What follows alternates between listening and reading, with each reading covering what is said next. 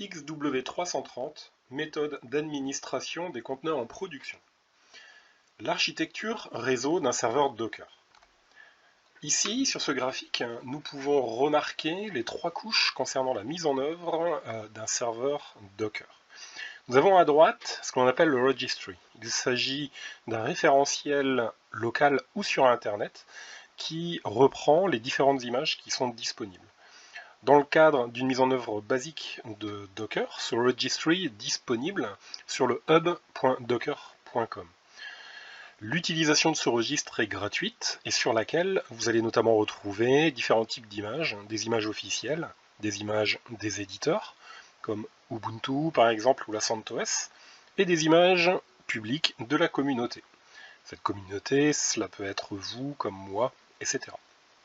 Nous avons ensuite, au milieu du graphique, ce que l'on appelle ici le Docker Host. Il s'agit d'une variable d'environnement qui pointe sur un démon Docker qui est installé et qui tourne et qui va piloter notamment l'OS au niveau de la gestion des espaces de nom. Ce conteneur, ce démon Docker, va vous permettre de télécharger notamment des images depuis le registry en local sur ce serveur. À partir de ces images, vous allez donc pouvoir lancer, arrêter, supprimer différents conteneurs. Et vous avez ensuite le client Docker, à partir duquel vous allez pouvoir lancer différentes commandes, comme par exemple récupérer une image, lancer un conteneur, construire une image locale, par exemple. Il faut savoir que cette architecture réseau de base d'un serveur Docker consiste en un client qui se connecte par défaut en local sur ce démon. Il s'agit d'une communication à travers une API REST. Toutefois, vous avez la possibilité, à partir du client, de piloter un serveur Docker qui se trouverait à distance via une certaine procédure, et notamment cette variable d'environnement Docker Host. Nous allons voir à nous connecter à un serveur distant. Afin de se connecter sur un serveur distant avec notre client, nous allons avoir besoin donc de modifier cette variable d'environnement docker_host en spécifiant une URL qui pointe notamment sur le serveur sur lequel nous allons effectuer nos requêtes. Pour rappel, il s'agit d'une API REST. Par exemple, nous allons lancer une commande shell du type export docker_host égale ssh de // vous spécifiez votre login, et l'IP ou le FQDN de votre serveur. Toutefois, cette connexion, il est fortement recommandé de la sécuriser. Il existe, pour ce faire, une procédure qui permet de communiquer en TLS. La méthode, globalement, consiste, côté serveur, à générer une paire de clés. Nous pouvons utiliser OpenSSL, par exemple, pour ce faire. Puis nous allons modifier la configuration côté serveur pour accepter les connexions entrantes avec cette clé. Nous allons ensuite récupérer ces clés sur le client afin que le serveur et le client disposent de leur paire de clés. Côté client, nous allons modifier nos variables d'environnement et nous allons tester la connexion. Pour ce faire, nous avons la procédure sur cette URL. Voici cette procédure. Génération de la paire de clés à travers une requête.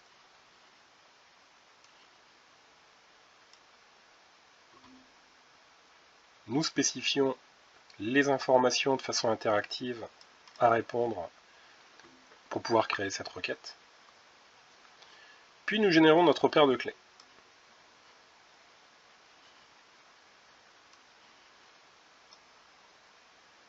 Nous allons créer un fichier de configuration.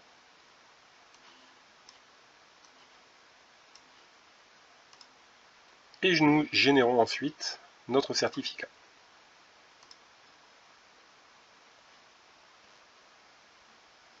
Pour une authentification côté client, nous allons créer une clé côté client.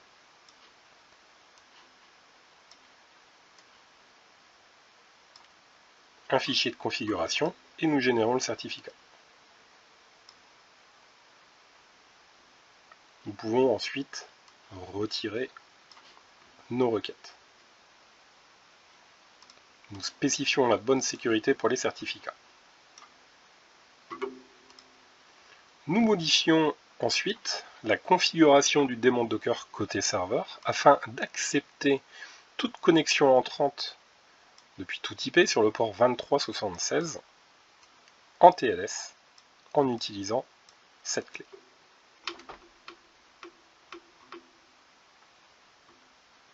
Côté client, nous allons maintenant nous connecter sur le serveur en utilisant la paire de clés qui aura été récupérée.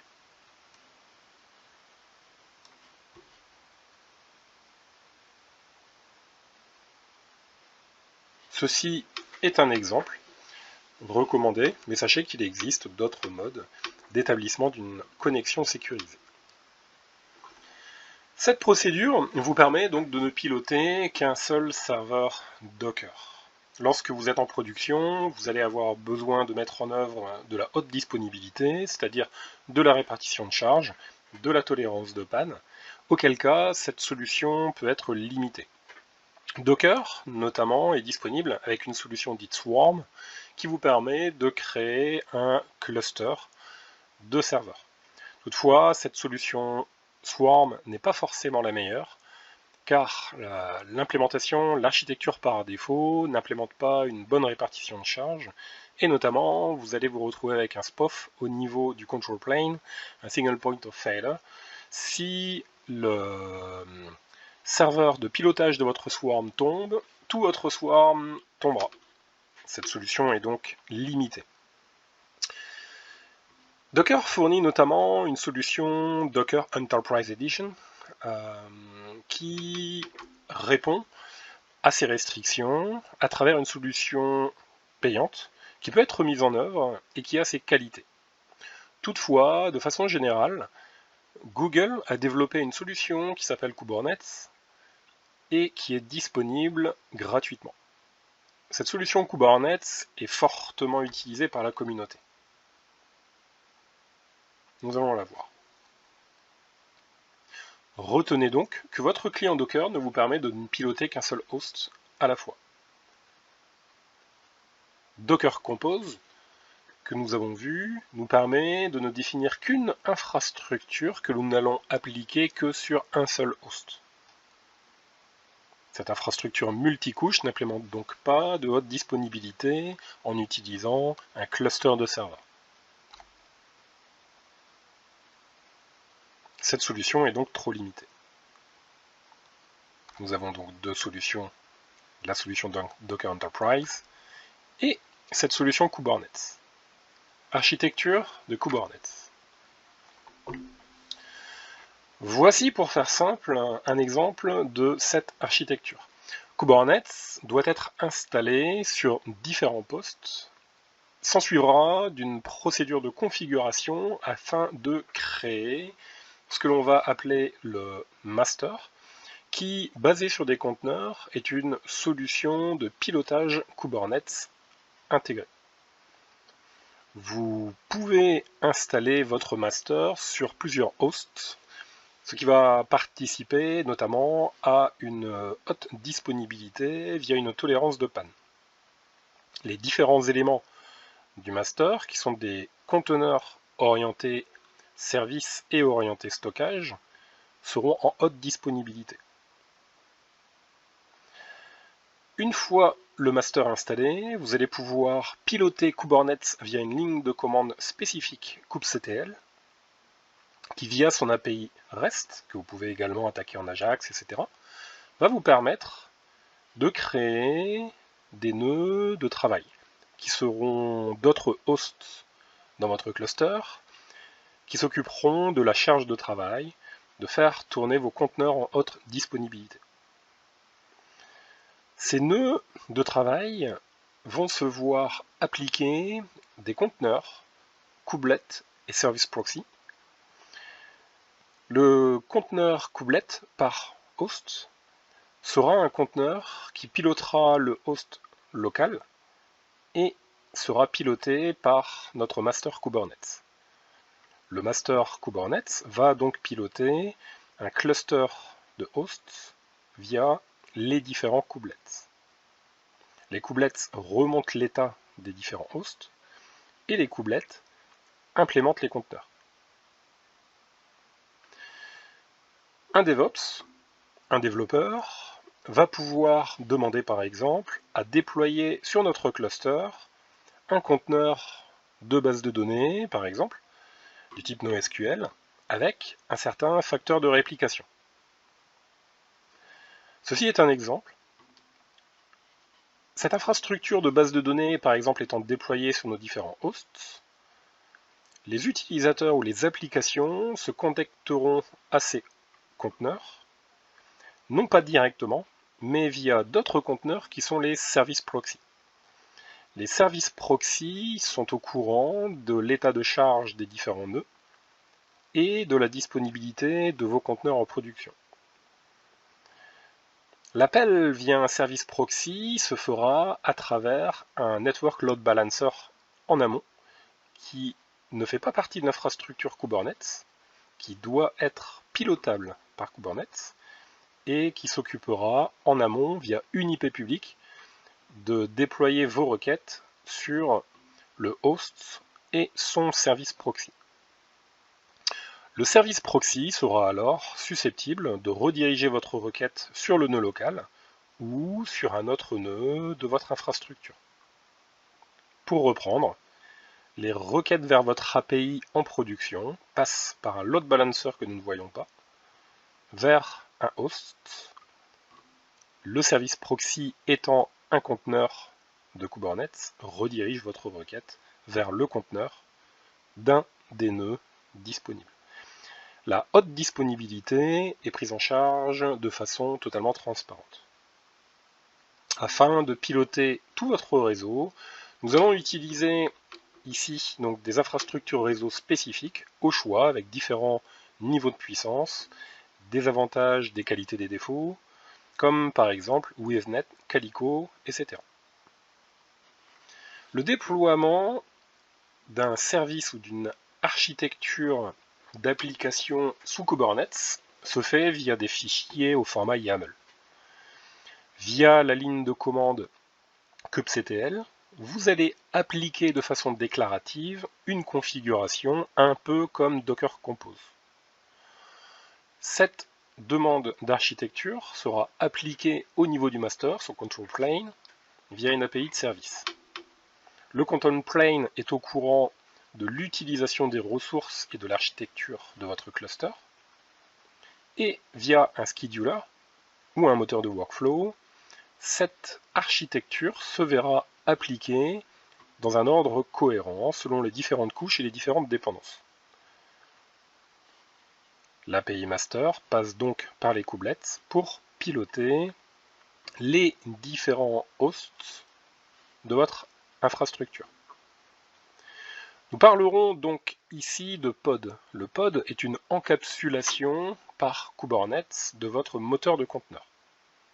Nous utilisons le terme pod et non pas le terme conteneur Docker car Kubernetes ne prend en charge pas uniquement Docker, mais peut prendre aussi en charge d'autres solutions de conteneurisation comme LXC ou Rocket. Nous retrouvons ici, par exemple, une architecture en haute disponibilité avec l'implémentation de certains pods selon un certain facteur de réplication.